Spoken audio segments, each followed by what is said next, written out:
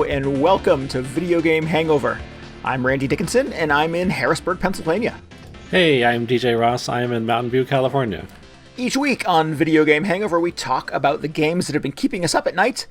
This week, we're talking about the new demo for Monster Hunter Rise. Right? Yes, that's what it's called, Rise. I doubted that it was called Rise for a second there. I wrote it, and then I read it, and I went, that's not what that game is called. But nope, that's exactly what it's called. That is the name. Monster Hunter Mila Jovovich. No, we don't talk about that one. Plus, we are talking about Immortals Fenyx Rising and wrapping up Yakuza Like a Dragon. Is that what that game is called? Immortals Fenyx Rising? I don't know. I mean, a lot of questionable titles in the docket this week. Yes, yeah, absolutely. I would agree with that on all accounts. Yeah, I think all three of those titles are a mouthful. Definitely some shenanigans going on. Put them in the random nonsense words generator and come up with the name for your, $50 million video game. Yeah. Because, why spend any money on somebody to double check the grammar in your video game? A professional video game titleist. Yeah, I could do that. Who's hiring for that? We are offering our services. Yeah, hit us up at contact@VGHangover.com. DJ and I will come up with excellent names for your video games. I keep saying, maybe just to myself, but I'm like, surely there is a job somewhere where the person's entire role is to just listen to ideas and just be like, I don't think that's a good idea. We should not do that one. Other ideas, fine. Yep. And I feel like I am the right person for that job. Yeah. Yes. I'll contract. I don't have to be at any one particular company. I'll work for Capcom, work for Ubisoft, Sega, anybody. Yeah. You've heard of the concept of the yes man. DJ is ready to be your no man. Yes. Oh, I've been training for this. My entire life. Yep. Yes. Your first stop is go over to, who's the guy that made Metal Gear and Death Stranding? Yeah. Gonna need some backup for this. Yep. Just tell that guy no at least once in his life. Yeah. No, he's far past that point. He's just like, I hear you. I don't know what that word means. Right. Yep. He brings him back up to just from behind to sneak up behind him with like a blanket and like hold him and like bear hug him and like just say no repeatedly in his face. No. And slap his hand away. I would probably pay them if I could do that job. Just your one responsibility is every time Hideo Kojima talks for more than like 15 minutes uninterrupted, just like chloroform him. Right. Just put him down. Like, that's enough. Yeah. So we're thinking about putting out a 45-minute long trailer for my next video game. No! Shut it down! Yeah. Back in your closet. See, it's a good idea. Yeah. This service has value, DJ. Okay, I'm going to start updating my resume. Do it. That was a weird detour. How's things? How are you doing? I'm doing well. Good. Excellent. We got some new music on the show this week. I did. I noticed that on the way in. I was distracted by my sort of questioning of the video game titles here, but could not ignore the swanky new music. Yeah. We would like to give special thanks to Felikitty on Bandcamp for our intro and outro music this week. You can go check out some of her stuff at that URL, felikitty.bandcamp.com. That's FELIKITTY.bandcamp.com. Really good stuff. I'm really into the it's kind of a good spread of kind of chip stuff and some of that FM synth and a little glitchy stuff in there as well if you're into that. But nice. Just a very good selection. Very excited to have that on the show. Cool. So thank you so much. This music from a video game? The intro music, yes, it's from a game called Blast Rush, which is available now on mobile devices, I believe. And then the outro, which you will hear later, is from an original album. Lovely. Lovely, lovely. Yeah. So all that and more, if you liked what you heard, at felikitty.bandcamp.com. There will be a link on VGHangover.com as well. Excellent. DJ, sometimes I feel like you have pretty dubious taste in music, but you did okay this time. Okay, good. Thanks. You can be my sidekick, the guy who gives you just the passive aggressive compliments. You did a real nice job chloroforming Hideo Kojima that time. You really just only mess it up a little this time. Yeah. Excellent. I think I've been preparing for that job for my entire life as well. Yeah. Well, good. We found our specialties. We found a lot of personal growth on this episode. I feel really good about this.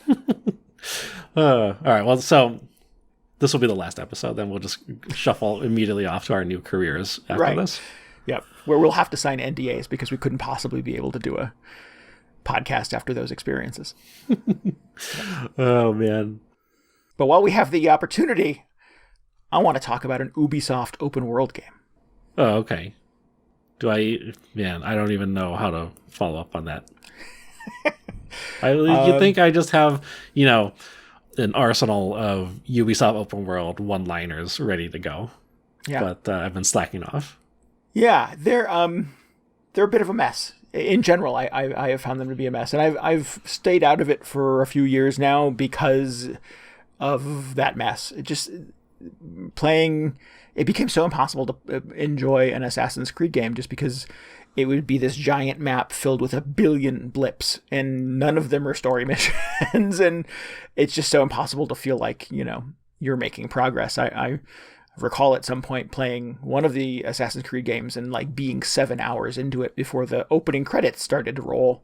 And something's wrong with the way that they're building these games, because that's not how opening credits are supposed to work on things. I think I remember a few games where that happened, and I thought that was kind of cool that they had this big, long, kind of false prologue sequence. I guess that is the prologue. It's the real prologue. Yeah. But, the couple occasions when I remember it, it was kind of a cool, twisty reveal. Oh. I don't know. That's reminder. Not... 7 hours in that you're playing a video game. Yeah. Well, did you forget 6 hours in? It's like, what am I doing?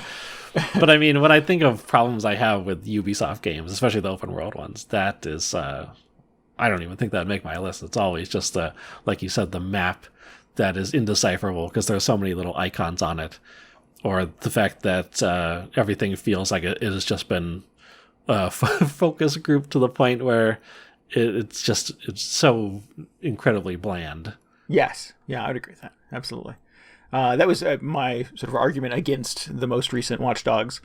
And, more or less why I've stayed out of the Assassin's Creed games for a few iterations now, despite sort of everybody in my life, for at least the last two, telling me, no, Randy, they're really good again. You should play them again.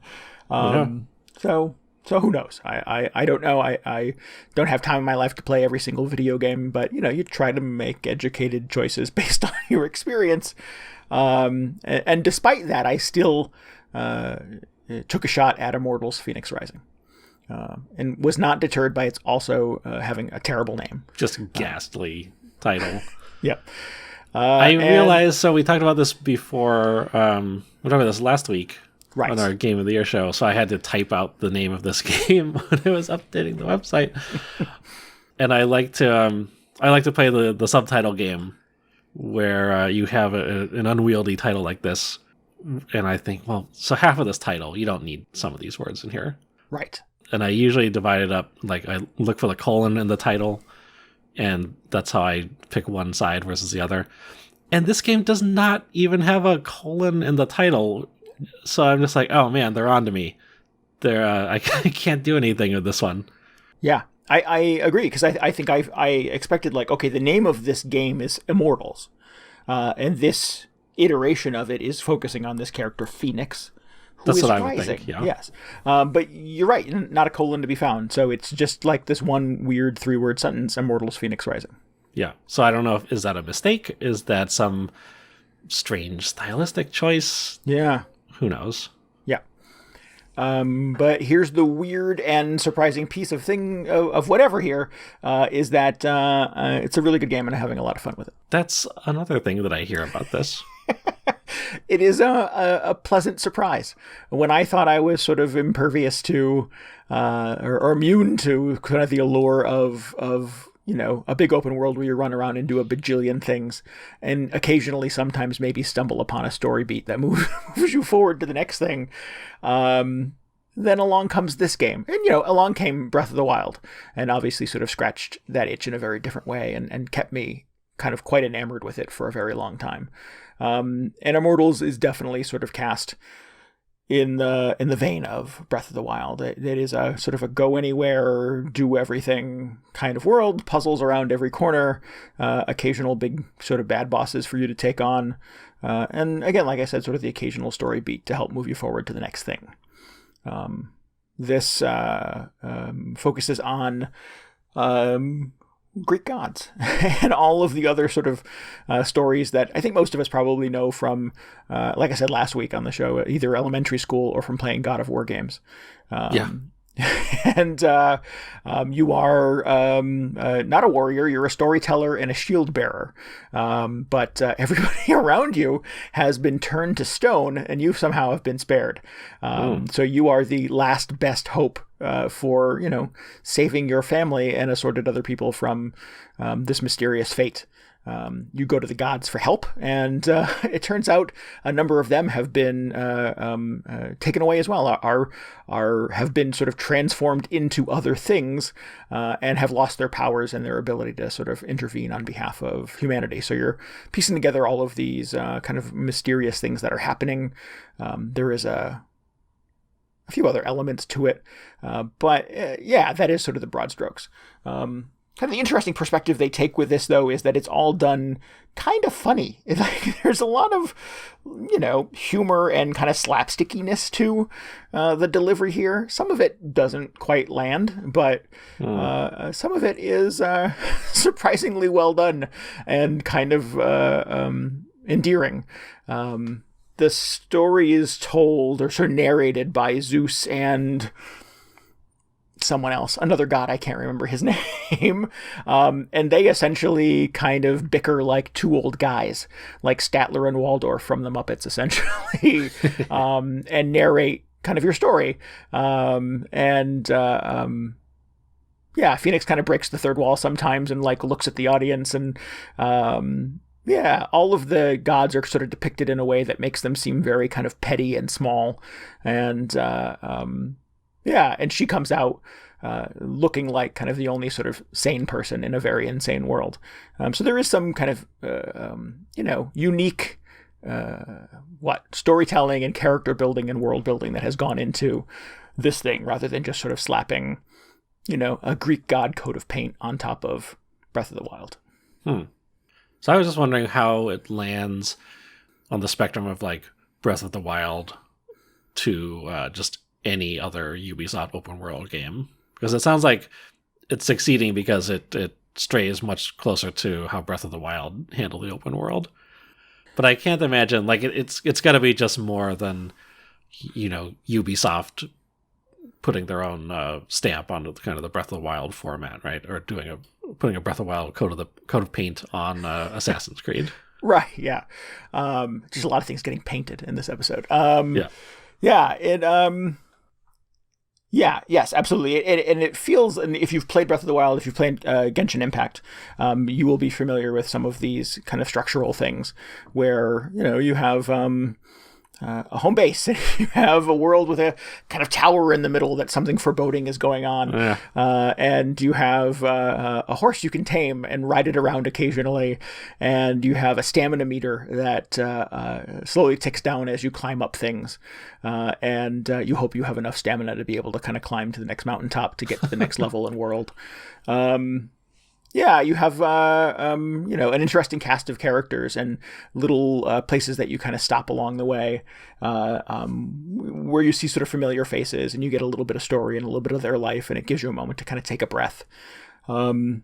This game has these sort of like corruption points. They are these kind of like they look like a little volcano and have sort of red and black kind of swirly things going around the outside of them, and there's dozens of them all over the map, and you hop into one, and it takes you to something that looks a little bit like one of the puzzle temples from Breath of the Wild. Some kind of shrine. Weird. Right. They're called rifts in Immortals, and you go inside and it's a giant puzzle for you to solve, or it's a multi-stage boss battle in an arena where you have to take on a bunch of monsters and gods to be able to get through it. So yeah, I think in a lot of ways, sort of structurally, it feels very comfortable if you enjoyed your time with Breath of the Wild or Genshin Impact. I just think it's funny that whenever there's a runaway success like Breath of the Wild, or I don't know, you could pick a handful of other open world games as well, and people start to make new games based off of them, just like how many components of them that are not, like, maybe not directly responsible for like the popularity of that first game just happen to come along with them to the new game as well. Because I think that if you were going to point out all the stuff that was really successful about Breath of the Wild, it would be kind of the design of the open world and the sense of exploration, how there's always something interesting around the next corner. Yeah. And like sometimes it was a shrine, but it doesn't have to be that exact shrine with like a puzzle box in the middle. You don't need to have this same stamina meter if you're climbing on stuff, because you just climb on everything in Breath of the Wild. But like Genshin Impact kind of had both of those things. Sounds like this game does as well. Like the stamina thing especially just seems like, well, not many other games really did this until Breath of the Wild, but I guess we'll all start doing that now. Yeah. The things that it doesn't crib from Breath of the Wild are the things that, in a lot of ways, I kind of found annoying about Breath of the Wild. There is no weapon degradation, which in Breath of the Wild was always obnoxious and always happened at the worst time. It forced you in Breath of the Wild to kind of make hard choices, I think, about what weapons you carried around. And, there was a limited number of highly fragile swords you could carry on you at any given time. So you had to make sure you were picking good ones. That doesn't exist in Immortals Fenyx Rising.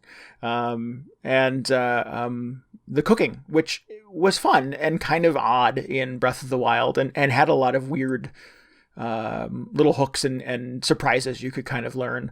That doesn't exist in Immortals either. So not at all. No, there's no variation on that at all. There is kind of a crafting system that allows you to kind of upgrade.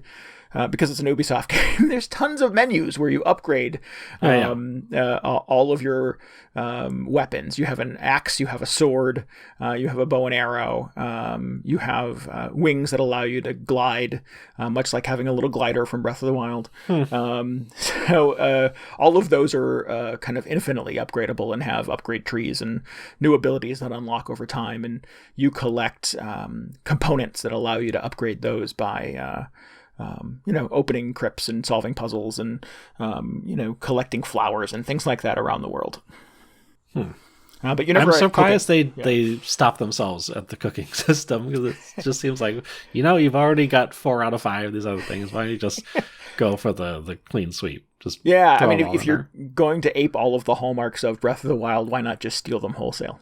And on some level, it's like, people did really like these things, or most of these things, in Breath of the Wild. So, who knows? Maybe it is worth considering putting all these into our new game.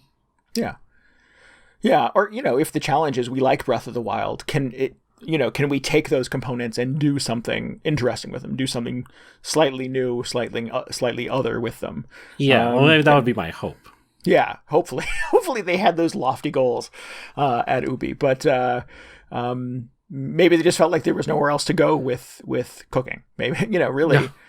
In Genshin Impact, it feels they solved it in Breath of the Wild. Identical to Breath of the Wild. It does not feel like any attempt was made to distinguish it from Breath of the Wild. Right.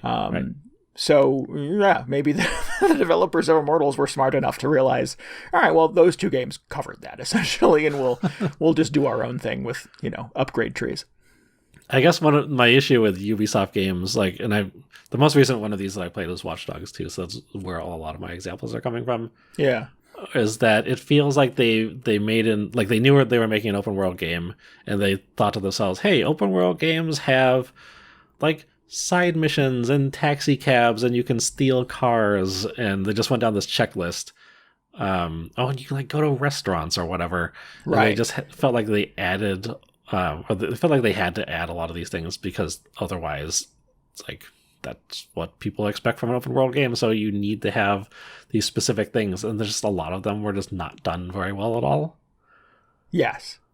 Yeah, Immortal suffers a little bit from that as well. It still is saddled with some of Ubi's inclination to kind of throw everything, that bloat, that map bloat, essentially that task bloat, that I think a lot of Ubi open world games kind of fall victim to.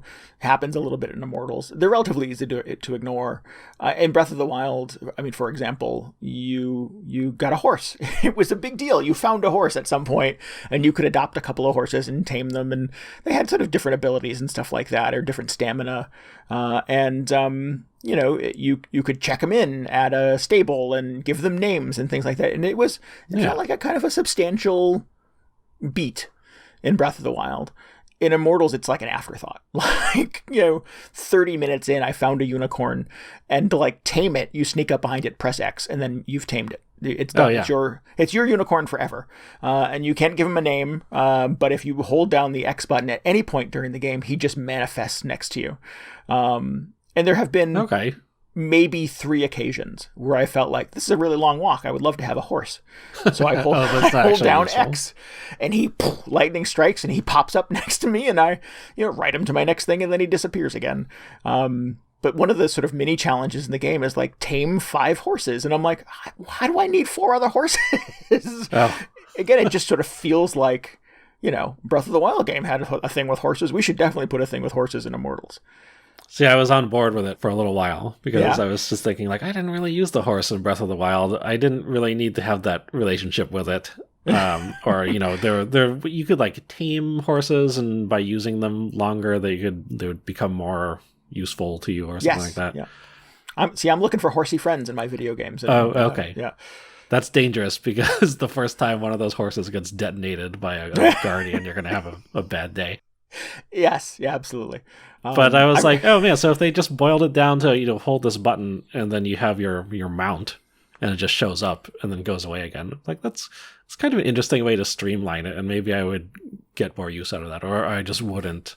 There wouldn't be all that extra depth to the system that is going untouched if I were to play this. Right. Yeah, I mean, it is essentially sort of the video game equivalent of calling a cab. Yeah. Sometimes you just want a taxi. Yeah, you just need a quick lift. Yeah, and that's probably my best sort of example of one of those things that like sort of feels a little tacked on and a little unexplored in Immortals. I mean, that said, it still has kind of the thing that I think is the best part of Breath of the Wild is that sort of awe of kind of walking over a bluff, or walking around a corner, or getting to the other side of a building and realizing there's a whole complex here, and there's a village, and there's or a hut or a town or a giant puzzle for you to solve. And in Immortals, it's mostly a puzzle. There's tons of puzzles. If you like puzzle games, if you like, I've got 3 boxes and 5 switches, and I have to be able to kind of push all of them simultaneously. This is the game for you. There's a ton of that kind of stuff in Immortals. In addition to the rifts where you drop in and solve kind of these big environmental puzzles, there are also lots of little, red force field doors for you to knock down to get to a treasure chest. And the way to do it is to, shoot an arrow at 3 different targets real quick, or, take on 2 Medusas and a Cyclops and beat them at their own game. And then, you get access to the little, throne room where the treasure chest is kept. Is there enough variety there though? Because it sounds like, I mean, they kind of have it in Zelda as well, which is funny because it's like, it's kind of a pitfall in Ubisoft games, and even in like GTA to some extent, where there are these categories of mini games you can do, but depending on what kind of game you're playing, they tend to all be very similar. You're just doing them in a different location. Yeah. Yes. And there is some of that familiarity to this too. You will get to a ramshackle, beat up, columned building that has a red force field and a treasure chest behind it. And, you'll walk around the environment and go, okay, here's 2 pressure plates. And I know that I need to put one thing here and one thing here because I've done 40 versions of this puzzle before. Yeah. There is definitely that kind of language that the video game kind of develops over time where you walk into those scenarios and you know what is expected of you. But that doesn't mean the solution is immediate. Some of the ones, I'm 50 hours in, which is staggering to me because I don't spend 50 hours with video games anymore in my life, unless it's Animal Crossing. And I'm still finding some of the puzzles challenging. I still get the language of it. I know what I have to do, but being able to sort of summon the resources and skills and abilities to kind of execute that thing still has me kind of scratching my head sometimes. Okay. Yeah. And some of them are huge. Some of them are who was it? Persephone. Aphrodite. Aphrodite has this beautiful island complex on a mountainside, and there's little temples and kind of Colosseum-like things everywhere. And she has her giant kind of outdoor, with I don't know what they're called. I don't know my way around Greek architecture very well, but columns and banners hanging down, and it's a beautiful crisp day, and you're on the ocean, and but every single one of these little kind of outcroppings and outbuildings is a little puzzle that ties together to a greater puzzle in the main room. So you have to kind of run around the island and occasionally dispatch a few bad guys who are hanging out, but mostly it's like, oh, there's a puzzle here and I have to solve it. Like it's a little kind of 2-beat thing that you have to do, and you're connecting all of these little puzzles to get to open the door to the main room where there's a giant puzzle you have to solve. And that stuff, I could do that stuff all day. I think that's super fun. And again, like you said, it does, you do get trained and maybe a little beaten down by some of these kind of repeating themselves, but I still find it challenging and fun. And it's always satisfying when the music goes up and the red force field comes down and you get access to the throne room or the gold room. Yeah, that stuff's kind of fun. But okay, I was just curious because I would this is just me being cynical, but I would almost expect it to be like, okay, if you go around this island, you've got 80 different challenges where you fight a couple soldiers and open a treasure chest at the end, or find a hidden suitcase or whatever the ancient Greek equivalent is. Right. Find the hidden urn. And, the thing that has kind of bricks or something worn out its welcome is the combat, is those enemies. There are not a lot of sort of variations in enemies that you encounter, and they get stronger, but they don't get smarter. And it seems like the game's solution to sort of making these encounters more challenging is to make kind of the monster's health bar 4 times as long, and to make it now that there's 5 of them.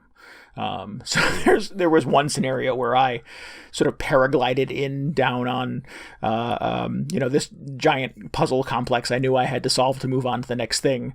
And there were, 3 Cyclops there. And the Cyclops in these games are like these huge hulking brutes who basically kind of pull columns out of the buildings and throw them at you. And to have 3 of them trying to take you on at once is really, really tough. And I just get super frustrated with it and tired of it because it was, the same Cyclops I had fought 40 other times. He just had, 16 times the health now. And I was just tired of throwing my self against that wall. So I went to the main menu and dropped the difficulty down to story mode, which means you still get to fight all the bad guys, but they die in 2 hits.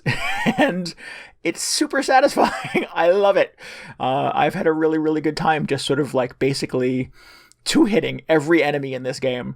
The music still comes up and gives you sort of the dramatic fanfare, like, oh, this is one of the legendary bosses. You might want to make sure that you're, stocked up on health potions now. And I whack, whack, whack, and he's dead. It doesn't play like the kazoo version of the fanfare because you get on story mode. You don't get the sad trombone, womp, womp, womp. No, the game still sort of treats you like a conquering hero, which is fine with me. That's good. Cool. I never get tired of hearing the happy music in a video game. After 50 hours, I feel like you should be 2-shotting everything anyway, so it makes sense to turn that on. Yeah. It has kind of taken some of the fun out of upgrading my weapons and abilities and stuff like that, but so be it. I mean, I'm not really here for that anyways. Yeah. If you find that compelling in a video game and you want to spend 40 minutes trying to beat 3 Cyclops at their own game, then here's a game for you. But if not, I would strongly suggest just drop that thing down to story mode and kind of stream through the whole thing. Nice. Yeah. But it, long story, even longer. It's, it continues to be surprising to me how much fun I'm having with this. And, it has essentially made me stop playing Yakuza Like a Dragon, which is frustrating for me. Terrible. But I know. I just, when I fire up the Switch every day, I spend 20, 25 minutes doing my Animal Crossing dailies, and I'm left with the choice of what do I go play next? Where do I go next? The choice between Yakuza and Immortals has come down on the side of Immortals for the last couple of weeks. I mean, Yakuza is a very long game as well. So it'd be nice to have a break from it. And it will be there. It will wait for me. I that was sort of part of my decision, was like, if I stop playing Immortals, I'm going to forget all of the combos and the moves and all of the things that I need to be good at this, or forget where things are located. And Yakuza, I feel like, I could take a year off and come back to it and still know how to basically play that game. Well, you're going to forget where all the convenience marts are, where you buy your stamina drinks or whatever. Where the ATM is, so I can, put my own money in the bank and not lose it every time I die. Yeah, exactly. But yeah. So Immortals Fenyx Rising, bad name, a fun game. Bad name, fun game. Yep. Good. Put it in the box. They just that could just be the title of whatever open world game they come up with next. Yep. Bad name, fun game. Yeah. Oh man, terrible. Randy Dickinson from Video Game Hangover says, bad name, fun game. That's all you need. Yeah. Oh man. Speaking of Randy Dickinson from Video Game Hangover, I heard a wild rumor this week. Oh no. Which was that you played a Monster Hunter game. Fake news. You weren't even super coerced into it. No, I felt like it was my sort of, my duty as a video game host. Okay. As a video game podcast host, excuse me. As in particular, this video game podcast, I felt an obligation to play some Monster Hunter, yeah. Oh. So how did that work? In the interest of science. In the interest of science. Okay, I can support that. I'm always down for a good, I don't know, the old college try. Yeah, absolutely. That's not especially scientific, but whatever.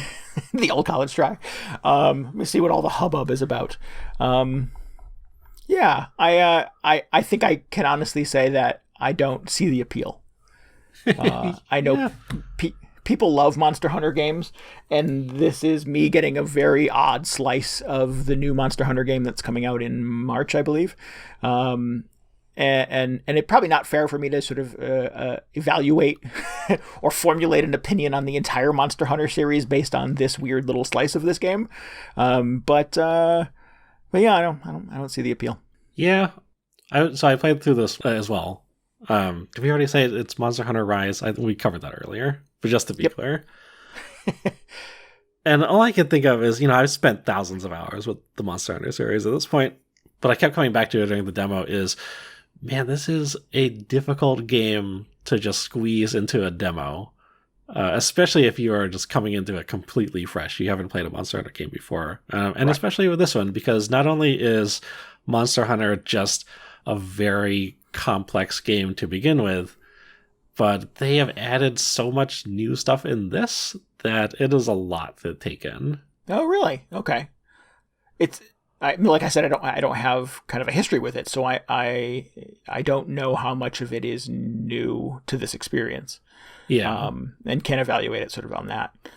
Well, it just feels like even if you just load it up and you do the tutorial mission and then start with a hunting quest, it still feels like it's just throwing new stuff at you to deal with every few seconds. Yeah, and I think that it does an especially poor job at both of those things, at ushering you through a tutorial and then dumping you into a monster hunt. I don't think the tutorial really teaches you much of anything useful. It teaches you how to walk around, and that's about it. Like I got not a lot else from that. I was waiting for kind of a sort of combat training, and it gives you none in that demo. Yeah. Then it drops you into the fight with the big monster. There's two of them you can kind of do. One is a beginner, I think, and the other one's more of an intermediate. And then it gives you 14 weapons to choose from and no direction on how to use any of them. Yeah, so you get a little blurb, a little paragraph that sort of explains what that weapon does, and you're supposed to make your choice, your commitment to a weapon based on that information, and then it drops you in the game with no other direction on what to do with that weapon. And I felt like it was sort of, it was built for people who have played these games before, who have spent thousands of hours with them, and sort of have a shorthand on, well, I'm going to play the Switch Axe because I always play Switch Axe, and it's the same in every version of Monster Hunter. More or less. Yeah. Yeah.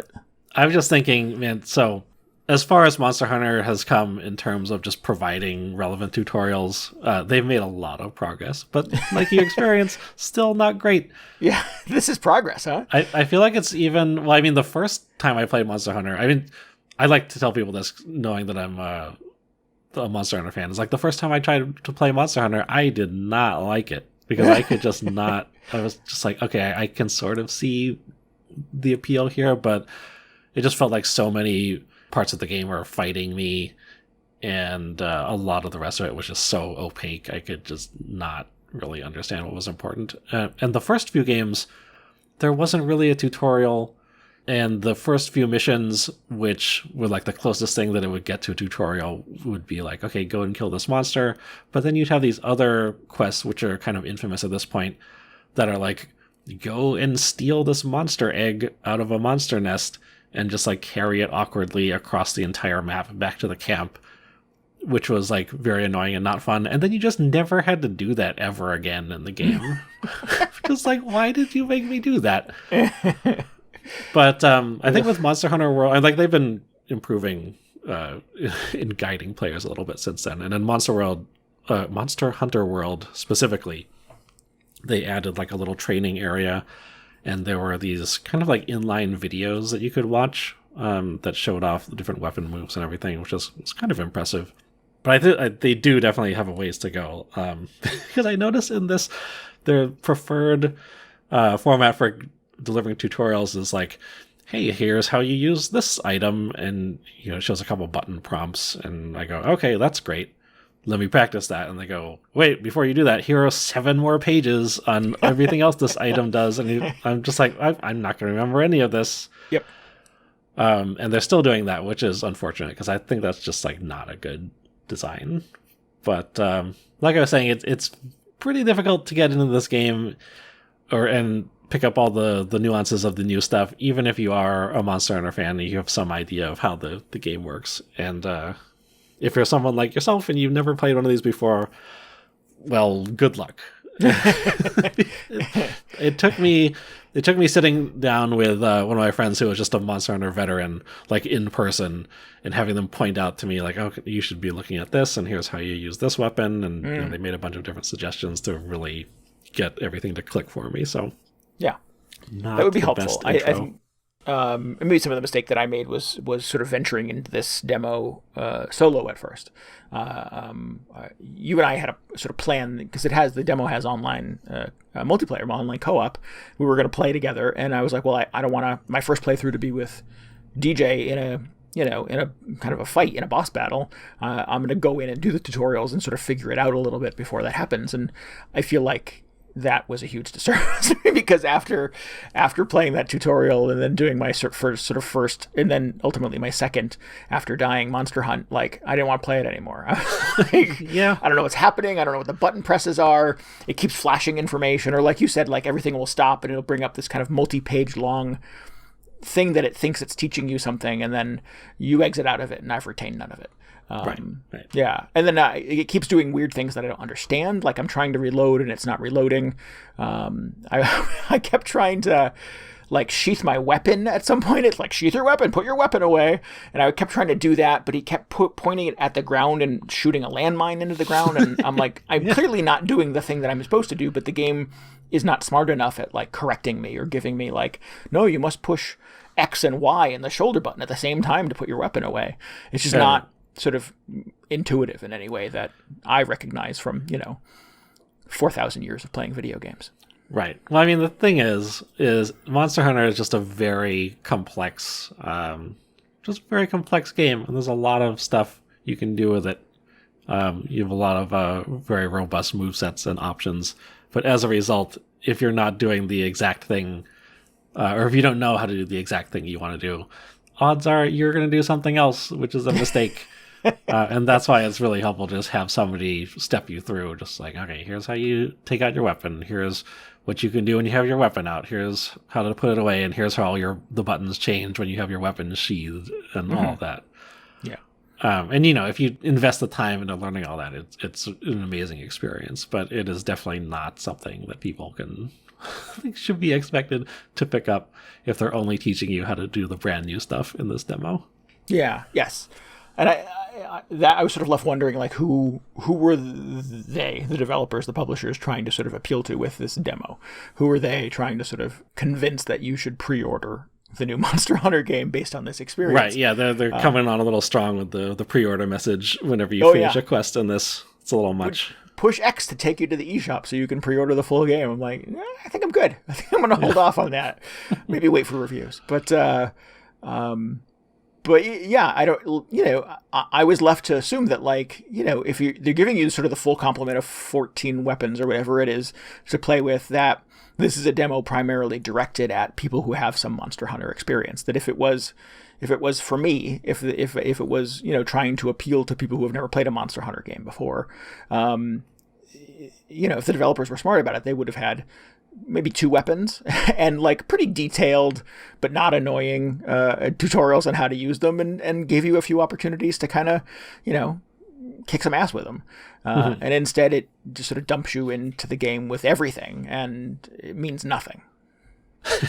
Yeah, I think they would really benefit from having the pure newbie path, which teaches you like just the basics, and limit it to 1 weapon to start out with until you learn all the auxiliary stuff. Yeah. Yeah, and then you can worry about, whether you want to use the gun lance or the regular lance, or how long you want your sword to be, and all that stuff. Right. Yeah. Yeah. I mean, I have, I know that people love this series. I know that you have spent a ton of time and had a lot of love for this series in the past. And I'm certainly not here to take that away from anybody. You love the things you love, and that's fine. Yeah. But for me, I just, this was not the thing that's going to sell me on a Monster Hunter game. Yeah, no, Monster Hunter is not a series you can just casually get into. I think you have to have an interest and actually have thought to yourself, like, oh, that seems like a game I would enjoy after seeing some people play it or talk about it or whatever. Am I right, too, that like your primary experience with Monster Hunter in the past has been as a social game, right? You play it with other people. No, I mean, it's changed over the years. I've probably played most of World solo. I would do online stuff occasionally.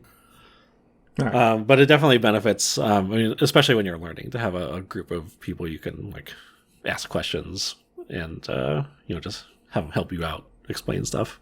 Yeah, definitely. I've had that experience in lots of other co-op games. Yeah. With all that said, though, I was having a great time with this. I think it's pretty excited for the actual game. Oh, good. It's kind of in a curious position because this is the first one that's really come out after Monster Hunter World, which was just a huge change in direction. Or not really like not like a change in direction, but just it made a lot of, or I guess it did change a lot of stuff about the series. But as a result, a lot of people found it much easier to get into and appreciate. But at the same time, you had this group, sort of myself included, who, had come into the series playing the older games, which were markedly different from World. And a lot of those had been on like portables and previously like on the Wii and Wii U, which were not quite as advanced and fancy as, the PS4 and Xbox and everything that World ended up on. Mm-hmm.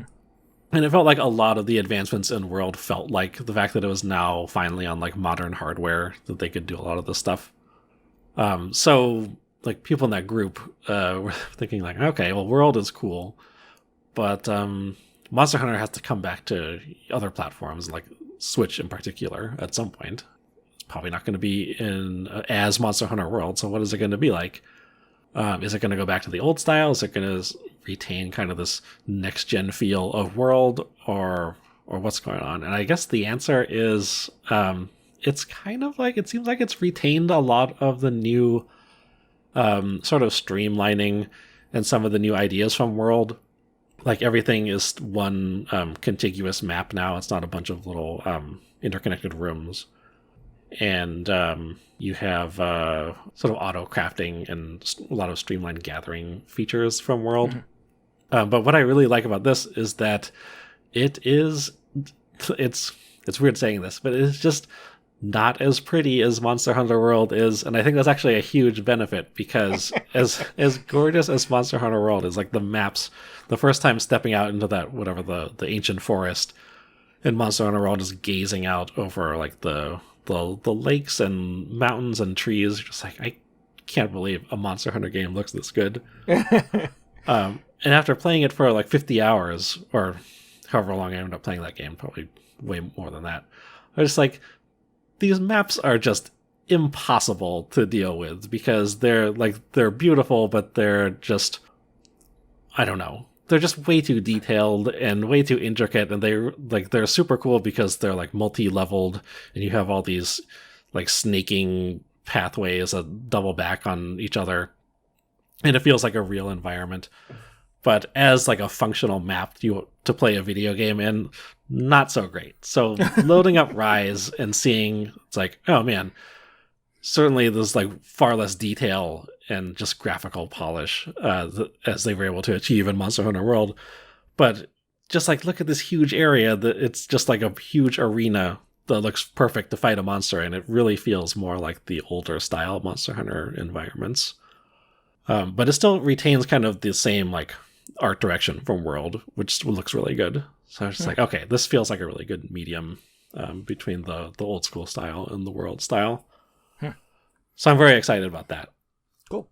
It's interesting that it doesn't have kind of a specific identity. That it's interesting that like in these sort of seemingly kind of disparate variations on what a Monster Hunter game is, there are different, you know, kind of benchmarks for what it looks like and how it plays, and sort of where it sort of falls into the, you know, what the growth or evolution of Monster Hunter. I think that was a big question, because a lot of people thought, well, maybe it'll just go back to being, you know, purely old school like the previous ones, and they'll save the World style for like the next gen versions. But clearly they've landed somewhere in between the two. Yeah. Well, and one of the hooks, correct me if I'm wrong, for World 2 is that it is that kind of games as service thing, where it has kind of like special events and things like that kind of pop up and are kind of served to the game and to the audience over time. Have you heard anything about Rise sort of aping that, or is it going to be the whole game on the cartridge and that's what you get on day one? That's a good question. I don't know. I imagine it'll be similar to the World style. Although one thing I did find interesting is that so much of World, or the experience playing co-op in that, was that you're kind of always connected online, and you can just, at almost any point, you can just shoot out an SOS flare and have other people join your game to help you out.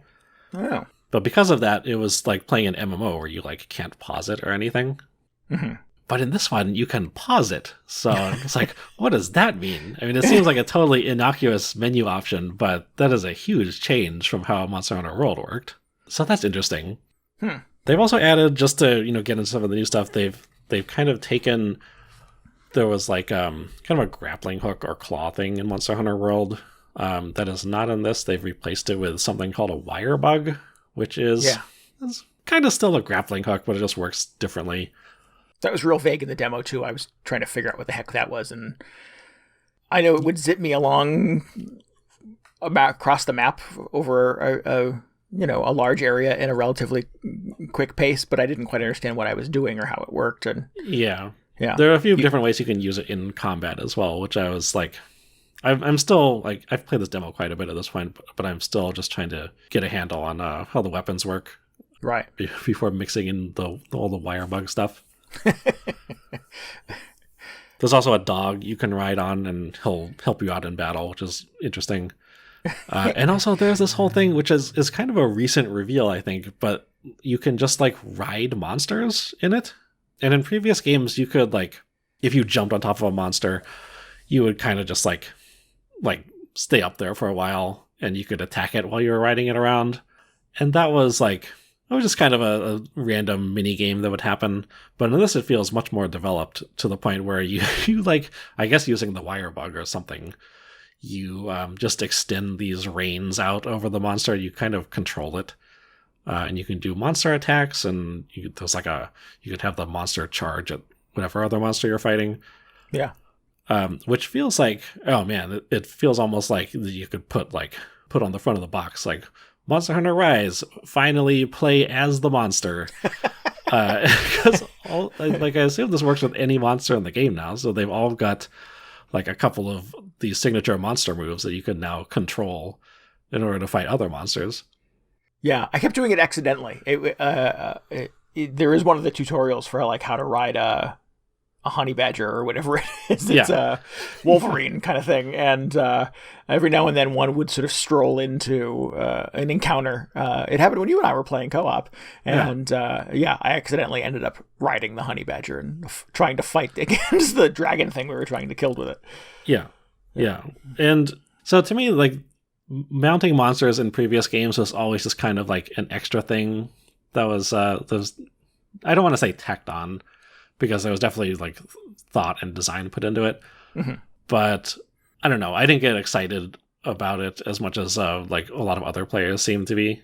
So in this one, just seeing that they've kind of like spun it out into a whole separate feature that feels like it is going to be a much more integral piece of the game, it has me thinking, like, I don't know if I like this part, because it is like, when I'm playing Monster Hunter, I just want to be on the ground, swinging my sword around or whatever, using my bow gun. I don't need to be playing Monster Rodeo. And I certainly hope it's not going to be a requirement that, at some point you have to, harness some other monster in order to take down some of these other guys. Because it just feels like suddenly you're just like, you've switched to playing this other game and are no longer playing Monster Hunter as long as you're, riding this thing around.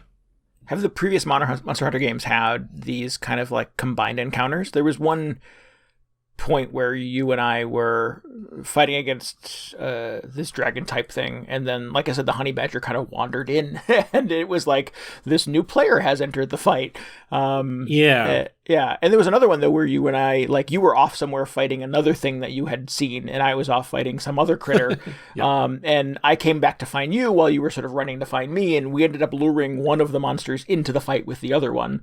And I'm like, oh, that's kind of interesting and dynamic, and kind of, shows some, intriguing AI, and the fact that these things would sort of like gang up on us now. Mm-hmm. Yeah, that was actually, I mean, it's kind of been a thing in the series for a while. You would have monsters, or two monsters in one area, and they could run into each other.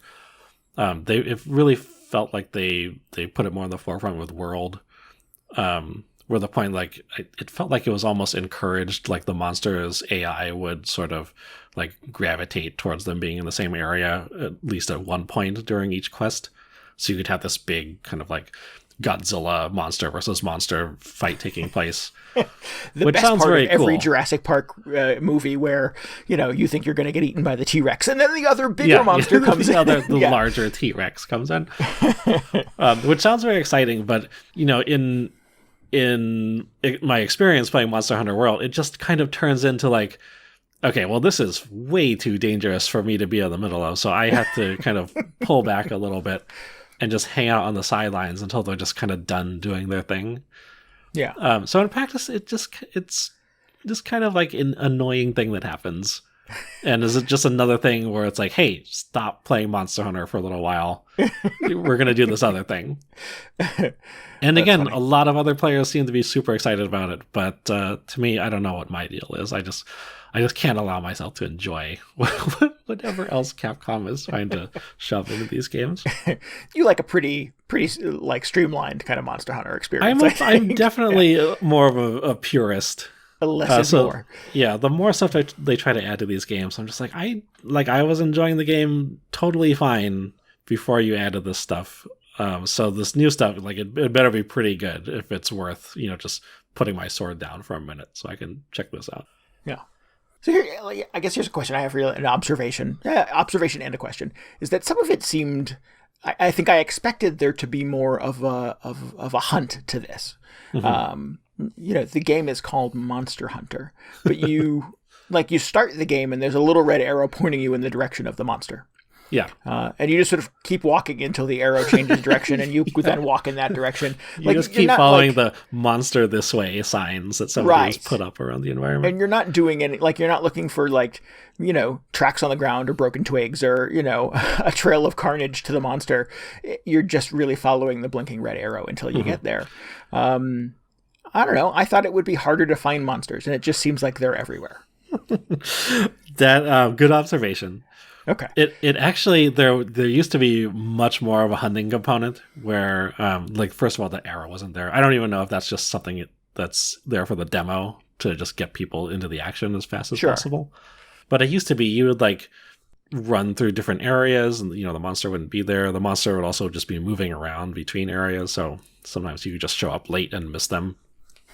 He was just here. You missed him. Yeah. Oh man. Yeah. This, you know, the seat's still warm or whatever. You should have seen him. Yeah. In the earlier games, you would have to once you've spotted them, you have to hit them with a paintball. So if they ran away, you could like follow the trail of paint because they could like you saw it happen. They would try and escape during the demo, and they're not marked on the map unless you hit them with that paintball previously. And there was a bunch of other sort of like tracking related aspects, but I thought were very interesting, but they're definitely all just like further points of friction for people trying to just get into the action, I suppose. Yeah. Yeah. I mean, you know, then play Monster Fighter then. Maybe Monster Hunter's not the game for you. Oh, okay. I see. You're more of an old school Monster Hunter player. I remember when the game used to be called Monster Fighter. People don't know that. Yeah. When it first came out in Japan, it was called Monster Fighter. Yeah. You just fight the monster, yeah. So it's been interesting seeing them just streamline it and kind of take away that just, you know, the tracking aspect of it. And I could kind of go either way on whether or not that's a good thing or it just makes the game less interesting. Yeah. Yeah. I also found that thing that you said where it sort of tries to slink away and, you know, lick its wounds. Like, I thought that was a little sad. And maybe this is just sort of the weird animal rights, like, vegan part of me playing this game where you go and kill monsters that are just kind of doing monster things. Like, he wasn't bothering you. He didn't attack your camp or anything like that. He didn't kill your father. You're just, like, going out to, like, make a coat out of his bones and stuff. And it's just morbid. And so, yeah, at some point in the middle of getting, you know, the shit beat out of him in a fight, he tries to run away. And I went, oh, holy crap. He evaded and I have to go track him down now. And I go find him somewhere. And he's like curled up in the corner asleep and regenerating his health. And I'm like, well, I would do the same thing. Why? Just let him sleep. Maybe this is not the game for me. Well, so first of all, every Monster Hunter player goes through this process. After playing the game, you feel bad about killing the monster. Yeah, but they're just like, oh man, he's like limping, and it's kind of, you know, do we have to kill this thing? Yeah. But you know, if it's any reassurance, something they didn't have in the demo is every quest in the game starts out with you going to the hunting lodge or whatever, and looking at the hunt bills. And every single quest starts out with like, oh man, this monster just trashed the village. Somebody's got to go do something about it. Oh, okay. All right. So I don't know. That's enough backstory to justify all of that terrible behavior. But I have follow-up question. Like, what village? Yeah. Who built this village? Who was living here before that? Maybe it was a crappy village and it deserved it. Yeah. I mean, it's the village you're living in, so you can answer some of those questions yourself, probably. Eventually, everybody comes around to the point where they're like, oh, he's just sleeping in his bed. Now is the perfect time to just put an enormous barrel of gunpowder next to his head, and we'll just set it off. Oh no! I mean, once you get to that point, it's terrific. But you're not quite there in your monster hunter journey. Your 400th hour, you're like, nope, every monster must die. Yeah, you're just like, how many bombs can we put next to them? It turns into a Bugs Bunny skit at that point, Yeah. No, that's the ideal situation. But anyway, had a surprisingly good time with the demo. Was cautiously optimistic just to see how this would translate from Monster World. Or God, I keep calling it Monster World. That's a different game. Monster Hunter World onto the Switch, and it seems like it's pretty good. Cool, good. So I'm sure I'll in March or whenever this comes out, I'll get further into it. Get a little deeper into the monster writing, possibly. But pretty cool. I think the demo is out until early February, at which point it will, I think it's going away or possibly being replaced by another demo which has more difficult monsters in it. That's kind of been something that they've done in the past. So that's kind of interesting. Yeah. Yeah. Definitely worth checking out if you're curious. Led me to believe that from the little, disclosures and stuff that you have to agree to in the beginning of the demo that it's sort of dual functions as a demo and as like a stress test. I think they're really just trying to collect enough data to make sure everything kind of runs okay. So interesting. Not surprising that it's a short-term thing. Yeah, I'm curious to see how the online kind of infrastructure and like lobbies will work and all that, because they were all right in Monster Hunter World. And you know how the online in the Switch tends to be, so it'll be an experience. Just layers of magnitude of awful, yeah. Yep. Yeah, we had that experience. You had to give me the lobby code, and then you had to give me the password for the lobby. And I put the code in, and it was it's case sensitive. You got to put it in capital letters, and I had to like delete this 6-digit, 8-digit code and type it all in again, and it was annoying. It felt like a relic of a forgotten age. Yeah, not too much worse than Monster Hunter World, surprisingly. I don't know what's going on. Yeah. Next gen isn't real. Anyway, well, good. You enjoyed it. Yeah, people seem to be into it. I think it'll do pretty well. It'll be exciting to have. Our Discord is into it, so I acknowledge that I'm probably in the minority with experience because it seems like over the weekend the folks in the Video Game Hangover Discord have had a really good time with this demo. So yeah. I'm the weird one. Yeah, we all knew that. It's really not shocking to anyone, I'm sure. Yeah. So what else, DJ? One last thing. Yeah. I finished Yakuza 7. Woo! Yakuza Like a Dragon. Nice. Oh boy, did I have a real love-hate relationship with this game by the end of it. Oh, really?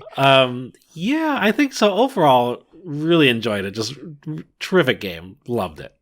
That being said, it is not without some major rough patches that just weirdly show up in the last, well, depends how long you spend doing side quests, but for me it was like the last 20 hours or so.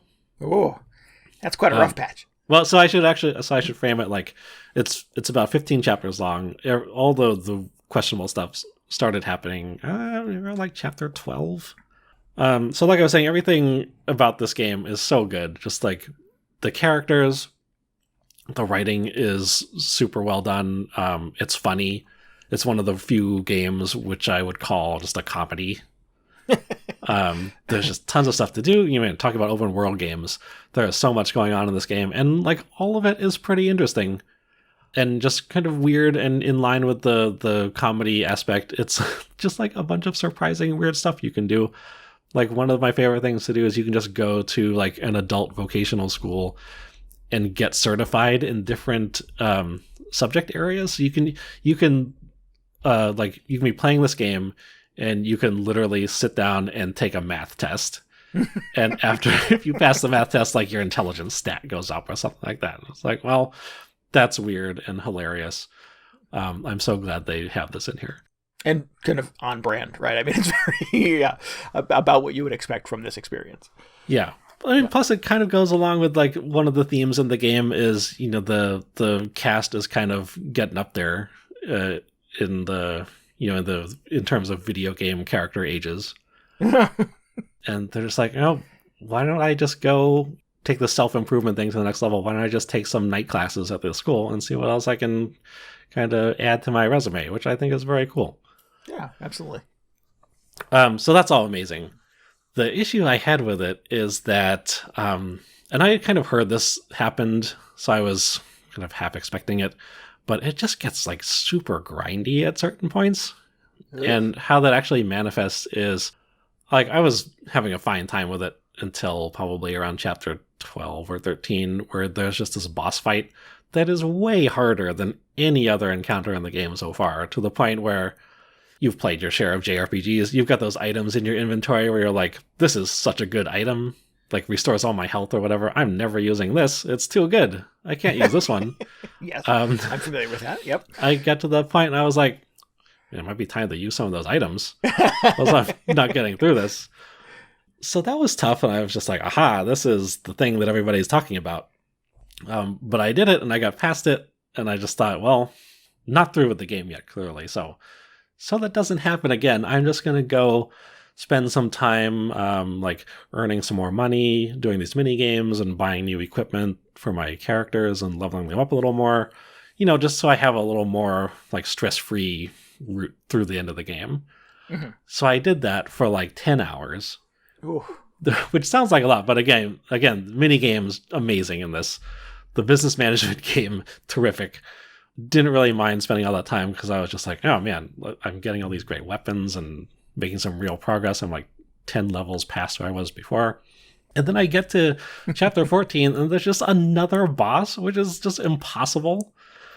I'm just like, oh, so now I don't know where don't know how to calibrate my expectations at this point, because I've already done all this like grinding voluntarily. I can't believe they would just stick in another boss that is this difficult even after all of this work that I put in. Oof. So I just went back to it and I did some of that stuff some more. I just got even stronger and got past him. And then the next chapter just happens again. And at this point I'm thinking, so I must be doing something wrong, because I've got all these like super good items and equipment. I feel like my party's pretty good. It's not the most balanced party. Maybe that's where I'm messing up. I kind of ended up with like using the same 4 characters, and I didn't really change their jobs a whole lot, like to different classes or whatever, because I just liked the sort of the starting skills that they had. And I feel like that might have been an issue, because obviously it's only going to help you if you kind of branch out and give them more skills and everything. Right. But, man, it was just like one roadblock boss after another. And it was so different than my experience with the game up until that point that I just felt like they maybe could have done that better. I don't know how much of it was my fault. But eventually I did get through. I prevailed. Excellent. And got through the ending. I thought it wrapped up incredibly well. Oh, good. So it was worth the effort. It was. Yeah, some of it was a little questionable. But just very satisfied. It's like, I think the story ended up in a good place. I was sad, not to spoil anything, but realizing that the game was coming to an end and I wasn't going to see any more of Ichiban for a while. I was like, oh man, I'm probably going to miss this guy. Just seeing what antics he gets into. Let me go grind for 10 more hours with him then. Yeah, maybe. Enjoy our final moments together. Yeah, but really good. And I had to say, like, during the ending, there were a lot of really, like, just over-the-top melodramatic scenes. Everybody's emoting real hard. And it really caught me off guard. They have done such an incredible job with just the, like, I guess virtual actors, I suppose. Just the character models and the way their faces animate and the vocal performances are all really incredible. It really helped sell the kind of the conclusion or the dramatic final scenes. Oh, excellent. Which is not, I mean, it's not to say that the rest of the game is not as dramatic or satisfying, but it felt like a lot of that was more just like people having calm conversations around a dinner table or at the bar or whatever. Right. But, Ichiban, he gets fired up when he really gets into it. His voice actor does an incredible job. His face, he looks like a real guy at points. Yeah. It's pretty remarkable. Awesome. So just had a really great time with this game, despite some rough spots. I would recommend it if you don't mind doing a little mini games every once in a while to get you past a tough boss or something like that. Yeah. I think I'm going to have to make my peace with that when I get back to it, is that, my strategy for a lot of these open world games has been to not kind of indulge a lot of that side stuff. But seeing as Like a Dragon kind of hinges on you being kind of properly leveled for some of these encounters, it sounds like I'm going to have to make my peace with that. Mm-hmm. I mean, there are a lot of side games, like I was saying, are fun. And also, if you go through a Yakuza game and you never do any of the side stuff, I think you're just missing out on a lot of the charm the series has, because that's where a lot of the goofiest stuff takes place. I think the only thing that I had access to at the point at which I stopped playing in favor of Immortals was the trash collection, which basically riding a 3-wheel bike around the city and picking up tin cans. Oh yeah, I remember that. I remember like the first time running into that, I was just like, oh man, look at the mini games in this game, and that is just scratching the surface. Okay, well, cool. I'm intrigued now. Yeah, there's some good stuff in there. All right. But yeah, really good. I kind of want to. I was trying to decide between this and like 13 Sentinels for my absolute number one game of 2020. Oh. And I gotta say, I really love this game, but just the fact that there are those tough bosses, I thought was super questionable. Probably keeps it down at number 2. But still very, very good. Excellent. And remind me, because it's been a few weeks since I've touched it, does Yakuza have... can you make adjustments on difficulty? Can you back it off? I was looking for that, because in previous games you've been able to do that, but I don't think you can in this. Or at least I missed the menu option. I feel like it should definitely be in there, and I wonder if it's just because, the fact that you can kind of just power level your guys makes it a little less necessary than it might be in the action-based ones. But I didn't notice it. I don't know if there are like plans to add that in, or if there are ways to just flip a switch and have it lighten up a little bit. Story mode. I want story mode. Story mode, yeah. I think that's just like going to YouTube and checking out the final cutscenes. Well, let's hope it doesn't come to that. Yeah. Cool. Well, congrats. That's exciting. Thank you. Yeah. This is the longest game that I've gotten through in quite some time. So I'm probably going to go for something a little lighter next. Follow it up. Persona 5, DJ. Oh, I keep thinking like this is the year that I finally go back and finish Persona 3. But we'll see what's in store. Cool. All right. Well, I think that about does it. We certainly have other video games we need to get to playing, so we're going to wrap this one up. If you need any more video game hangover in your brain, you should follow us on Twitter at twitter.com/VGHangover. You can always get show notes and links and tell us what you thought about this episode at VGHangover.com. We would encourage you to join our Discord. You can get the link to that at VGHangover.com as well. And last but not least, please subscribe, rate, and review us on iTunes, Spotify, Google Podcasts, and anywhere else you can get a podcast. And perhaps most importantly, just tell your friends about the show. Yeah. Tell everybody who you thought was the most difficult boss in Yakuza 7. Actually, don't do that. It's probably a huge spoiler. It's probably a giant spoiler. Yeah, I don't want to know that. No, that was bad advice. DJ? Don't listen to me. Anyway, I want to give thanks again to Felikitty for our wonderful new intro and outro music this week. Please head on over to felikitty.bandcamp.com. Check out some of our other stuff. It's real good. Excellent. And if you're driving right now or, on a treadmill or something and you can't write that down, there will be a link to that at VGHangover.com as well. Yes. Yep. Cool. People go on treadmills, right? Is that still a thing? I think they have to. I mean, what are you going to do? Go outside? Right. Yeah. It's real hard to sort of jog in one of those NASA spacesuits, right? You can't really do that. Yeah, just in your hermetically sealed bubble. Right, exactly. All right, we will be back next week. Until then, this is Randy Dickinson. This is DJ Ross. Thanks for listening to Video Game Hangover. Goodbye. Good night. See ya.